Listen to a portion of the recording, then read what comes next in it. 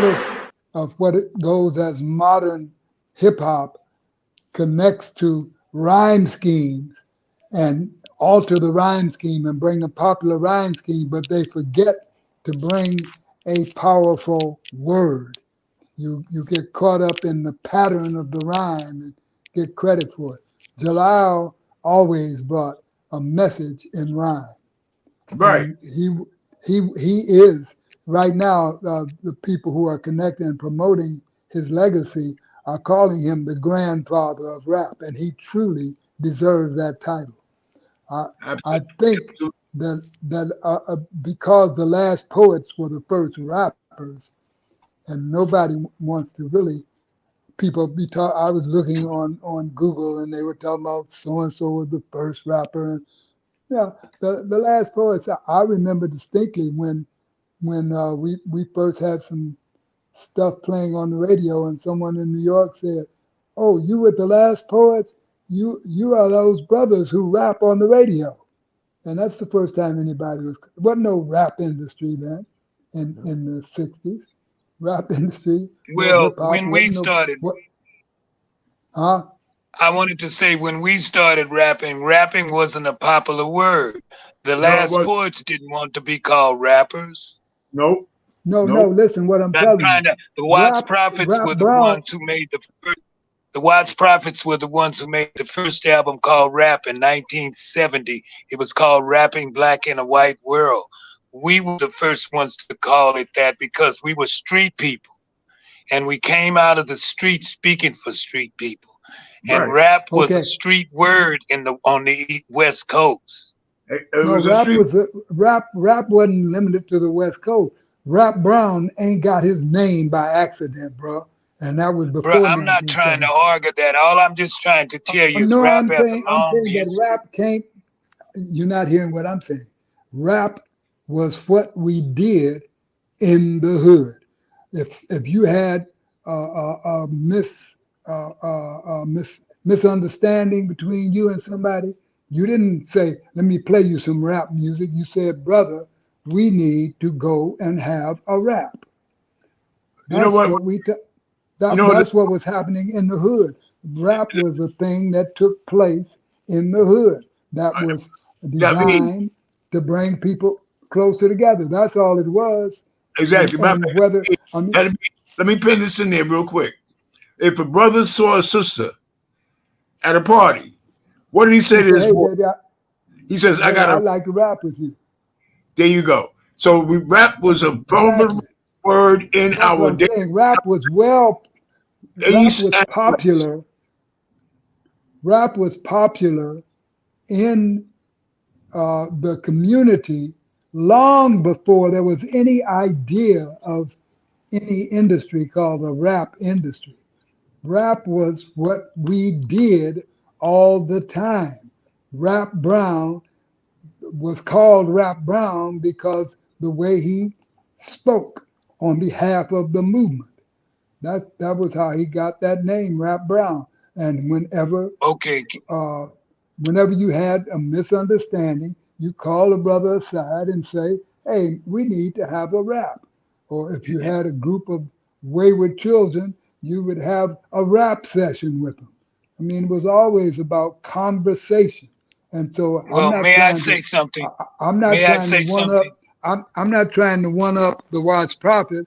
I'm just saying that I know someone said to me personally, "You the last poets, you them guys that rap on the radio." He wasn't talking about no musical genre. He was just talking about somebody having conversation. That's You, all. you know what's beautiful Well, about this convo okay, right may here? I say something, please? I'm Yes, 83 sir. years old. I've been I'm using the 83 also. word rap over 75 years. Rap is regional. What was going on in New York was not going on in Chicago and was not going on in California. If you lived in California, you lived in New Orleans and Louisiana, where I'm from, and came down from Texas into Los Angeles. Rap was a colloquial word. I've been hearing it since I was 8 years old. And people with this, we're talking about Malcolm X today, who I consider one of the first brothers who came out of the street rapping, and nobody ever talks about why he came out of the streets.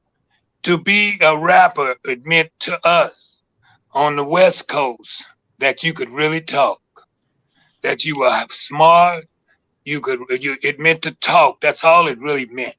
But when we said a dude could rap, we meant that he was brilliant. We meant that he could really, really talk. And that's how it grew here on the West Coast. Now, who I consider one of the first, when we talk about Malcolm X leaving the street, nobody asks why. And why did people like the Watts Prophets come from the streets? And we have what you call a SWU diploma, Sidewalk University. And the reason Malcolm came out into the streets because nobody was speaking for us in the streets. They wasn't speaking for the whores. They wasn't speaking for the dope fiends. Dr. Martin Luther King's people would be rushing to his rallies. And they saw us standing on the corner at the pool hall. They crossed the street too. So Malcolm and people who had been in prison, who knew the brilliance. If you want to really see the brilliant brothers, see the ones who taught Malcolm in prison. Malcolm saw the pain and nobody was speaking for us in the streets. And he was the first rapper that I say stepped out. And his history was prose. And if you listen to it, Ballad of the Bullet, By Any Means Necessary, A Message to the Grassroots. It was highly classified prose to me, great speeches and very profound. But the Watts Prophets came out rapping, and it wasn't a popular thing, not even in the workshop that we came out of in Watts, because we were street people coming in amongst academic people. As I say, we all, like Malcolm, had SWU degrees, Sidewalk University. So I honor everybody. I'm not trying to one-upmanship on nobody. Rap started in Africa and came on down, first identified itself with Paul Laurence Dunbar, and then it came on down through the Harlem Renaissance on down, and it came down another way from Louisiana, from New Orleans. We've been doing it. The best part. So that's all I wanted to say about this, and I'm not one-upmanship either, brother. I just want to tell you how we look at our history.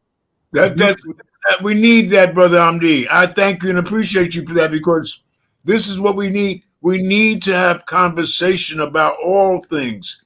And in doing that, we grow and we learn. That's right. And that's all it's about. I'm thankful for what you had to say, because yes. Well, bruh, you see, in Louisiana, we was breeded.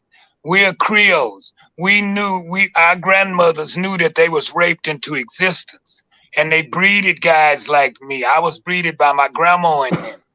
So people have to understand that. As I say, rap is regional. Mine came down from New Orleans on down to here where I started doing it in Watts. See, this is why you all are necessary, because if the original East Coast West Coast beef would have had you all as an example, then it wouldn't have went the way it went. So definitely we appreciate y'all. The most important thing that I heard was that it came up out of Africa. We all African, and we ain't gonna set trip. We ain't down with no invisible borders and boundaries. That's right. We are one people. I love and appreciate the fact that me coming generations after you, this is a testament to the work that you all have done.